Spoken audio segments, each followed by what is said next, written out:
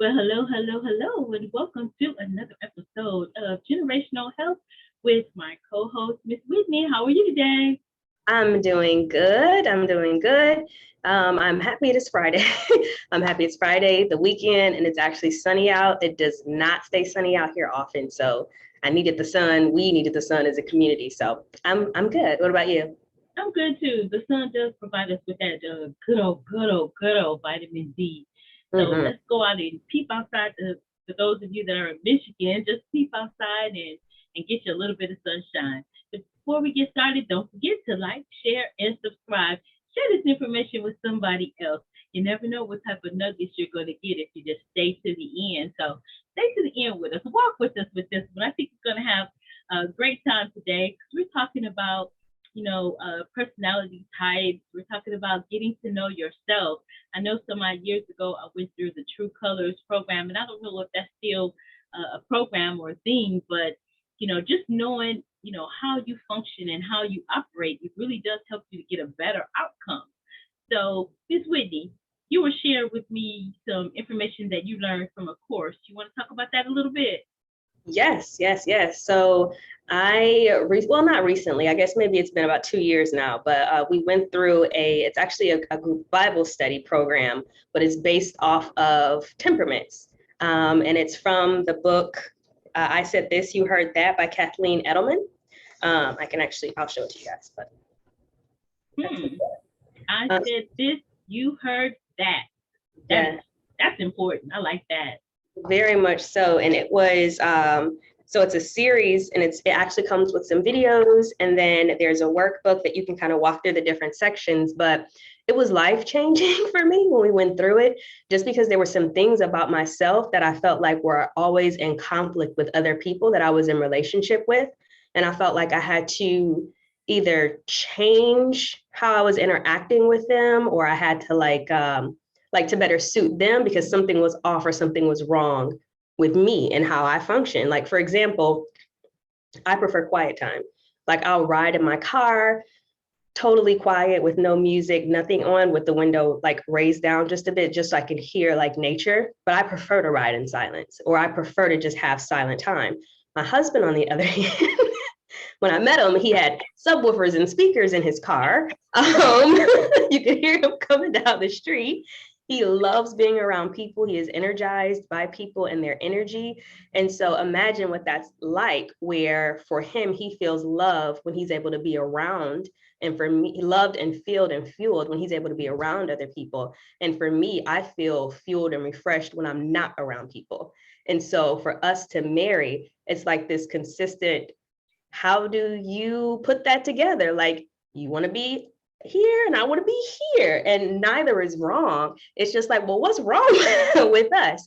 And I found that in so many of our relationships. So this was really helpful for me going through it because it helped us each to kind of assess and identify and have like this awareness of, oh, nothing's wrong with you. You're just wired to communicate and interact with people a different way than this person. And this is how you can, better communicate with them based on how they receive love and how they receive, different things. And like, it just gave us so much grace in our marriage, like so much grace. So it was really good. It's really good.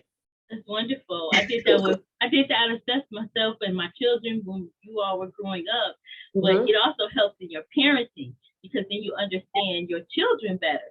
Like I have a son, your brother, that is he's a plasmatic, Mm-hmm. but Oh, he yeah. also he's like, ooh, he's like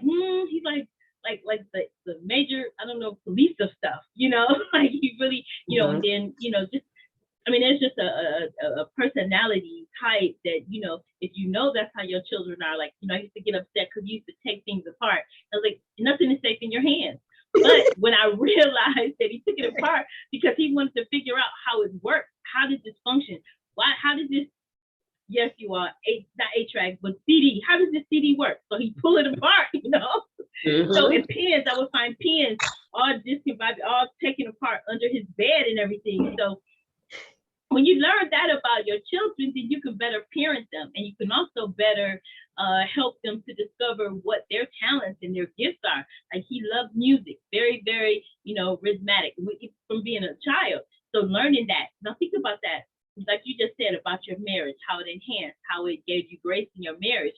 But think about that, learning your own personality, style, and type. You can stop thinking, I'm in this little box all by myself. I'm like, why is, for me, I know I'm cleric. I get that cleric personality type. Like we were talking about putting your ladder against the wrong building. And so if I put my ladder against the wrong building, I know in the past, before I understood me, I don't care. Things would, this doesn't fit. This block doesn't work.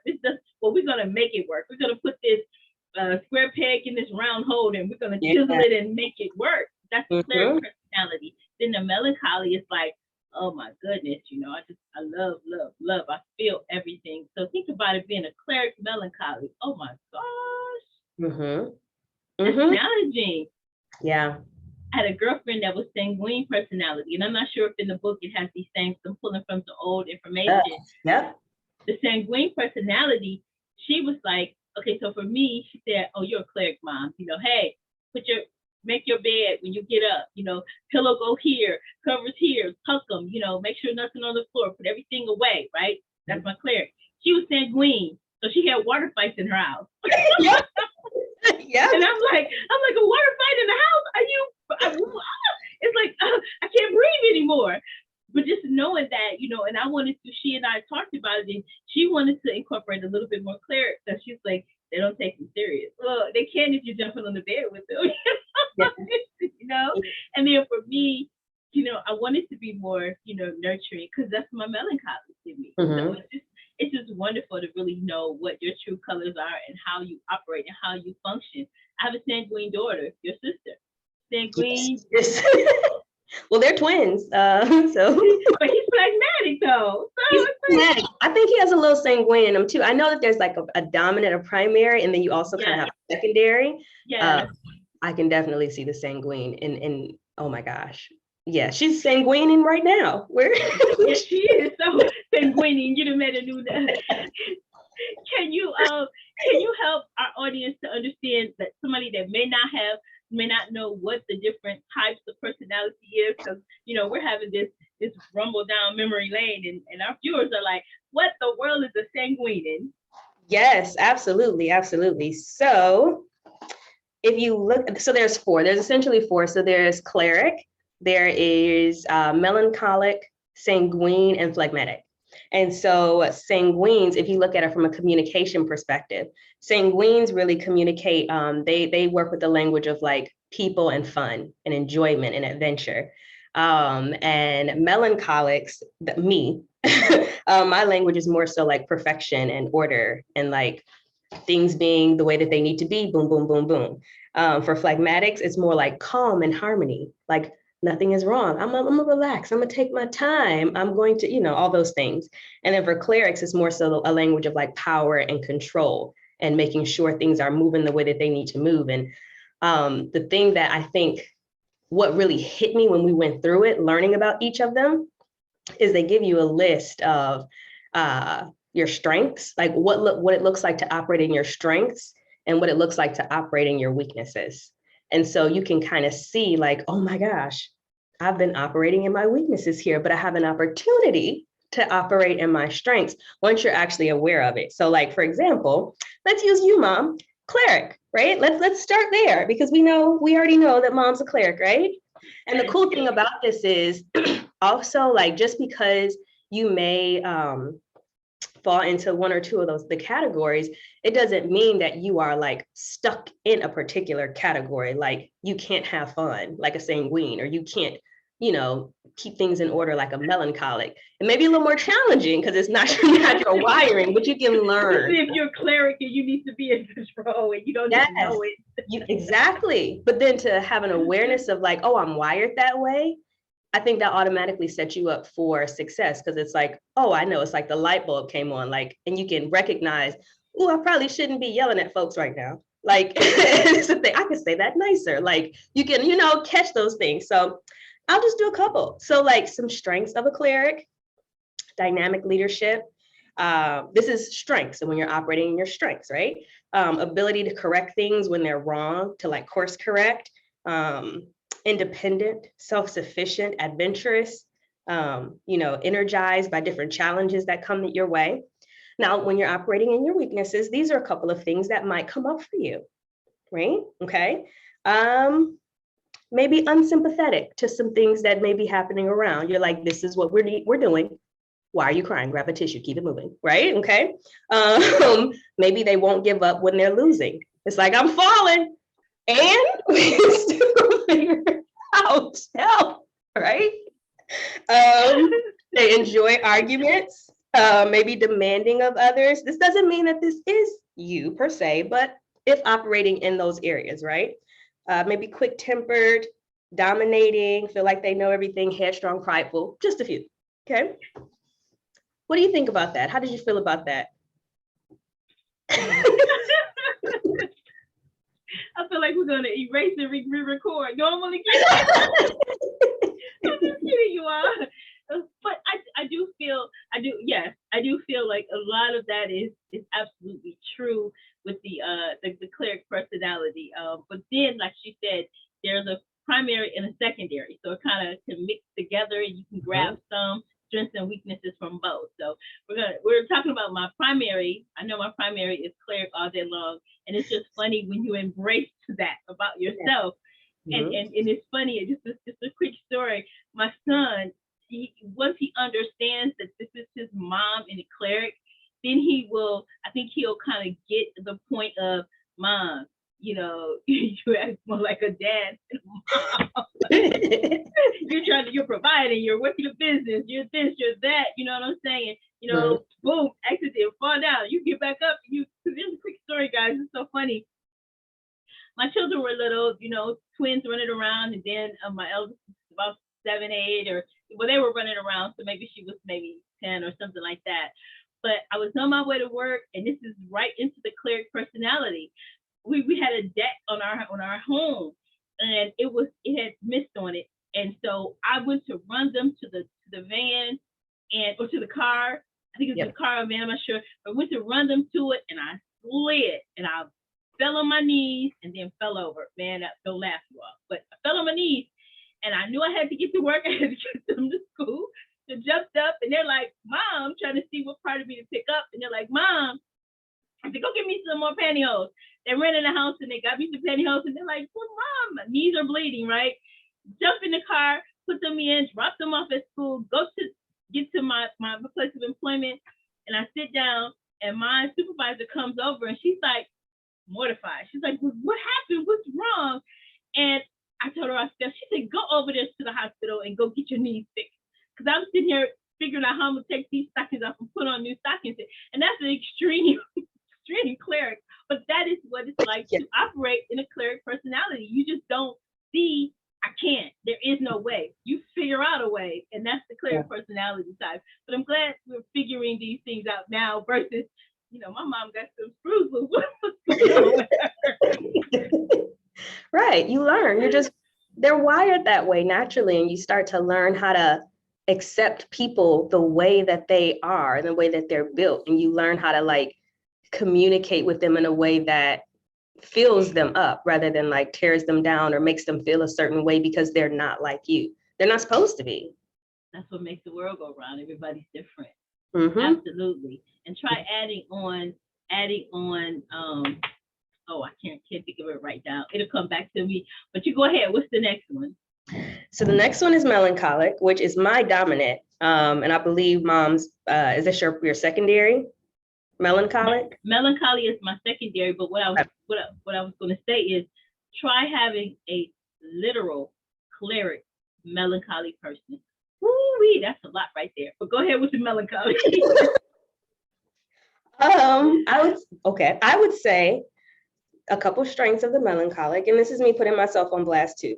So some strengths, or when I'm operating in my strengths: musical or artistic, yes; conscientious, serious and purposeful, analytical, excels in research, which for me is kind of like a mix of both, a strength and also kind of a weakness, because I tend to find safety and familiarity in learning, and then actually doing starts to scare me.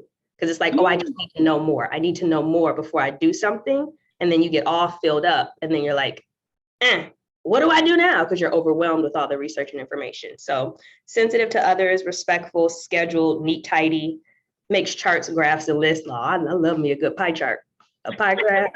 I'm just saying, it helps, and can handle crisis with care. I love people, right? Now, when I'm operating in the opposite side, low self-image, I've been found that happens often. Me trying to figure out, like, am I enough? Can I do this really? And people will pour into me. But if I don't have an awareness of what's happening in my mind, I can pull myself down. And it's not, you know how a lot of times people are like, well, don't let folks talk negative about you and you do you and all that stuff. It's not the other people. Sometimes it's me. And I have to create this awareness around it. Insecure socially. Yeah, definitely. Maybe spends too much time planning. They can become depressed over imperfections, fearful, guarded, worried, all these things, right? Insecure, fears failure. So when operating in our weaknesses, those things tend to pop up for us. And so just having an awareness of, like, oh, this is a moment where I'm starting to be fearful. What's happening? And being able to call it out, like, what am I seeing? What's happening around me? What's causing this reaction in me? Creating this real, like, self-awareness and being able to evaluate yourself of, like, pause. What is this? Like, just that awareness of the weakness for me was super strong, because it wasn't like, oh, these are all the things wrong with me. It was like, oh, these are all the things that come up when I encounter certain cues or triggers in my environment. So how can I then, like, consciously react?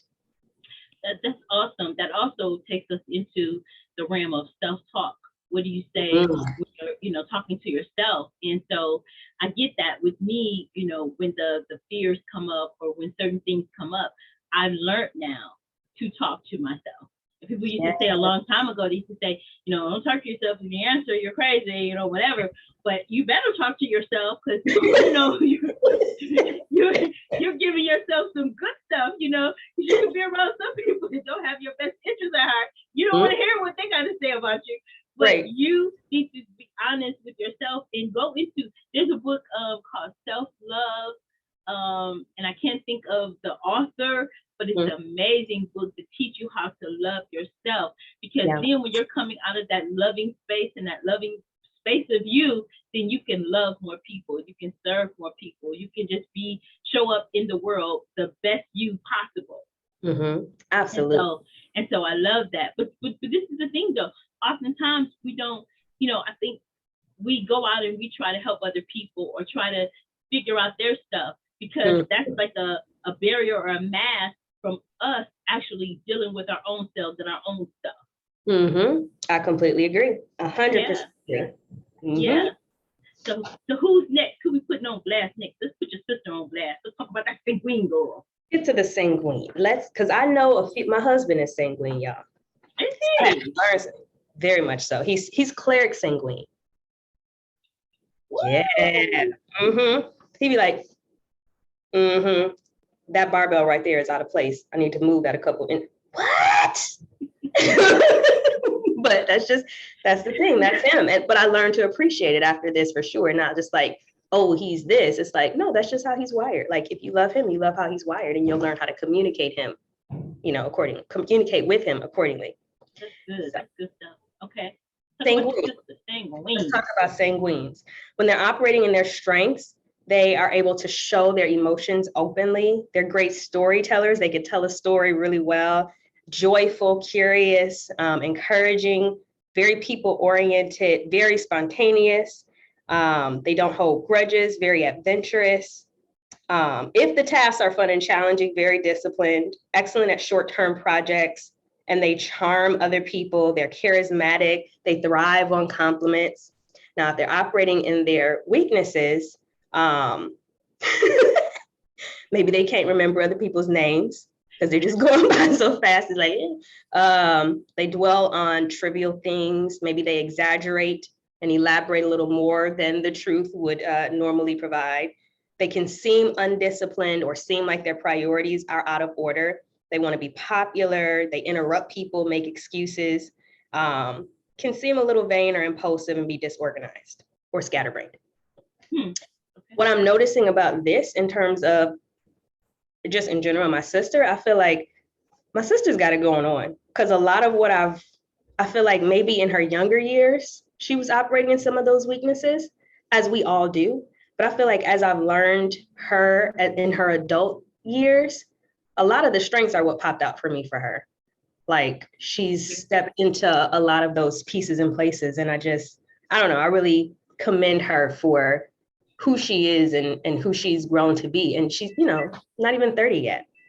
Right. Absolutely. Absolutely. She's taking life by like the bull by the horns. And where is she now? She's in Cabo or somewhere. Where is she? I think she's in Cabo, yes. Absolutely. And I love the fact that she's, and that the sanguine, I believe in her is like, okay, this is something I want to do, and I want to travel these places. I want to collect. She's collecting shot glasses from all these places, and I promise you, she's been more places before 30 than I've been past 50. And I think it's so wonderful that she's like, free and adventurous. Come on, y'all, let's figure it out. Hey, what do we have to do this? So I think that's wonderful. That's the sanguine part of life that I think I haven't really tapped into, that I have to more embrace, because I don't understand the cleric melancholy, man, I tell you. But go ahead.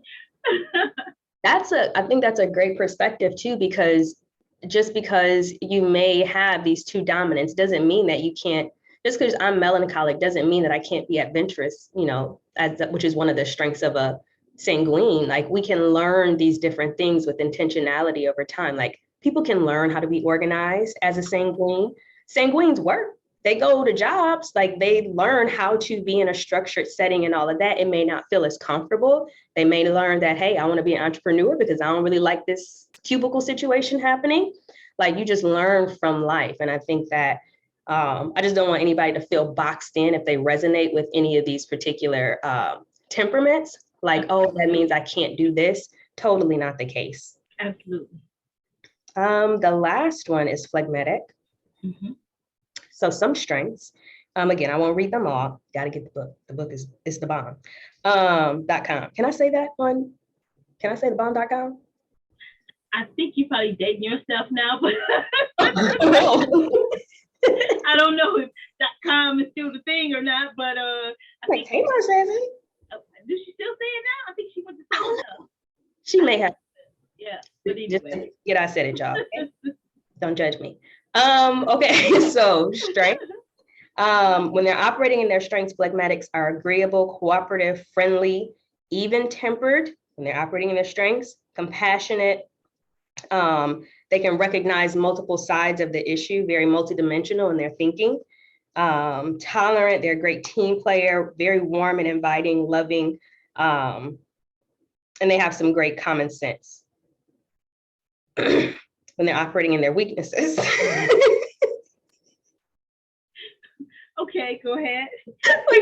When you're going through the different personalities, people just fly through your brain, and you start thinking about, wait a minute, but wait a minute, wait a minute, Exactly. So, I did that, so I have fun doing that, but okay, go ahead. Yeah. Totally agree. I told you, you say to the end, you'll learn something on today's episode. Generational mindset. I know, right? Exactly. When operating in their weaknesses, they can seem indifferent to plans that are in place. They can appear lazy. They can resent being pushed.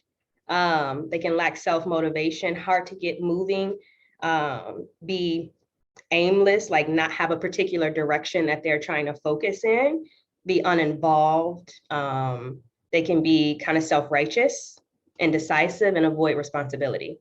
And that's when they're operating in their weaknesses. So again, if people are identifying, okay, yep, those are some things for me, or, oh yeah, those are some things for me, it's not oh, that's bad, or judge yourself. It's just a point of awareness. Like, oh, now I recognize that that's a thing that comes up for me. How can I be intentional about being in that situation if that situation comes up moving forward? So what do you think about that?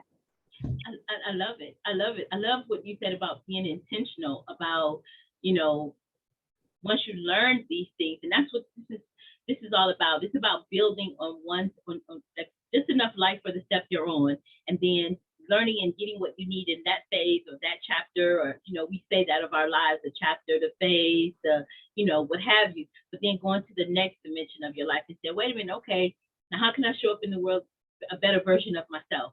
Myself is good, but let's show up in the world a better version of myself. Okay, and what am I do tomorrow? Okay, or what am I do the next year? Like, we're at the end of the year now, and people are like, oh, I can't wait till the first of the year because it's gonna be a whole new me. And they say what the gyms are like full on January, February, and it starts to go down. That starts to go down in March because the commitment isn't there. But I think just knowing, I think one of the things that I love was just starting with the end in mind. What is it that you want your life mission to be all about? What is success to you? I've learned this from Earl Nightingale and Napoleon Hill. Like I said, I double date them all the time.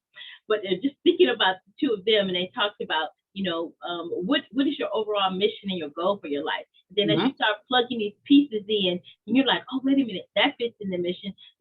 Now that doesn't fit in the mission. Okay, what do I need to do to carve out a better myself for today? And then just keep going from there. And I think we can make this such a wonderful experience, this thing called life, and then stand it on the shoulders of each other. I always say stand it on the shoulders of giants, but I also want to say, parents, your children, there are amazing gifts. They are amazing jewels for you. They go out and they learn a little bit more about what's going on in their generation. And, I call my daughter often and I'll say, hey, how do we do this? Or I caught myself into some coding the other day and she was able to help me get out through that. And I appreciate it. And it came out very, very, very good. But it's like sometimes I think our pride and our ego stops us from being the best person that we can be because we don't want to ask, or we feel like we should know it all. Look, let that go. We'll never know it all. We just keep learning, keep fighting it. So I think it's great to know, know your colors, know your true colors. It could be really, really fun. I had my cards all buried. I would have pulled those out. I had the little true color cards, and they gave each color, each another color. I even have, it's probably I don't know, an 8-track or a CD or something. It's one of them by now, but I still have the books and everything. So maybe we'll explore those colors one of these days when I dig them out and blow the dust off of them. But it's just really fun knowing who you are. Like you said, better being able to operate and respect everybody for who they are and what they bring to the table. Yes, absolutely. Absolutely. I think I probably would be remiss too if I let people go without, I guess, wrapping it up a particular way. So yeah, you may have recognized that, you fall into this particular category, whatever you identify with that category. Well, then if you notice that there are also, like you said, you have people running through your mind of, ooh, I think you're this, I think you're this, maybe. There are a couple of needs that each temperament prioritizes. Like if you want to love on people, this is how you can love on someone with the particular temperament based on their needs. So I just wanted to share those with you. Oh, that would be wonderful. So for a cleric has an innate need for loyalty, for a sense of control, for appreciation, and for credit for the work and the effort that they've done. And that's not to say that they're not humble. It's just those are the things that fill their tank. So for example, with Mom, building out her entire online platform and course and all that other stuff, I try to be intentional about saying, well, you did that, Mom. That was great. I know that was a challenge because it was different. It was out of the normal things that you do, but you did it. And that was awesome. How do you feel when I say that to you as a cleric? Well, as a cleric, it feels good. It does feel good. It feels good to be acknowledged. Mm-hmm. For the hard work and for the effort that you put into it. So it does feel good. Yeah. Yeah. What do you think about the one about how do you feel when people stand by your side long term? That loyalty piece. Oh, that loyalty piece. That when you said it, that just popped out, because I am to people what I want them to be to me. Yes. And I think that's oftentimes where sometimes the disappointment coming at, because you are projecting yourself. People project positive or negative, but you're projecting what you want from others, and sometimes when you don't get that back, it's a true disappointment. So for me, it just feels like, Cupid just broke the arrow. That's how it feels for me with loyalty. That's so good.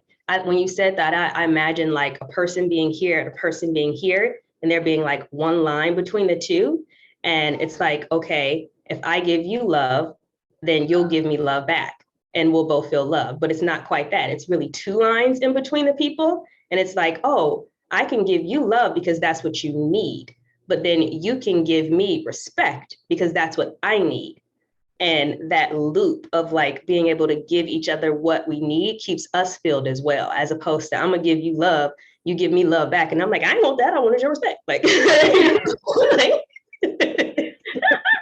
why the 5 love languages, the languages of love, was so key and so important, because it's like, if a person is important to you, and I thank you for what you just said and what you do intentionally, because if a person is important to you, you take the time to figure that out, instead of, like, I think in the 5 love languages, where they talk about the husband giving flowers, and the wife was saying, all this time you've been giving me flowers. Well, his love language is gifts, is gifts. Her love language is acts of service.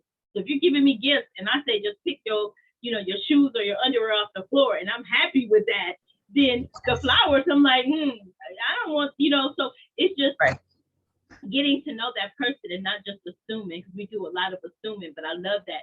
Just we think, we think, Absolutely. That's good. I love that. That's good.